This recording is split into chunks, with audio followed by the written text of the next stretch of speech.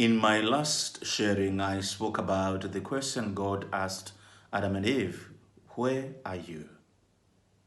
And so today I would like to share with you the response given by Adam. I was afraid because I was naked, and so I hid myself.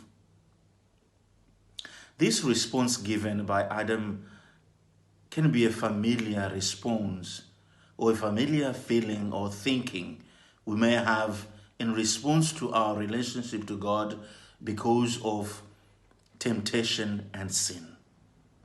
We are tempted at every side in our lives. We suffer from temptation and sin. It is a reality of our lives. We live in the midst of temptation and sin. And on many occasions, we fall short of God's grace because we fall into sin. And many times when we are tempted at our weakest. In those times when we feel so weak, it is very difficult to resist temptation, and we do fall into sin.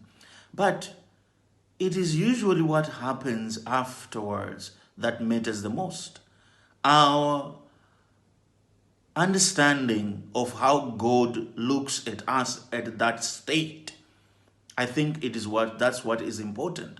It is the same as the response or the feeling or the reaction that Adam gave when God asked him, where are you?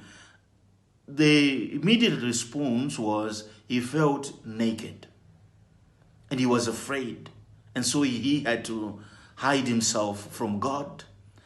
And I think it's a familiar feeling. It is something that all of us do feel when we find ourselves falling out of grace, that we want to hide ourselves from God. Because we then start thinking, can God accept me back? How is God looking at me now? Can God still love me in this state of sin?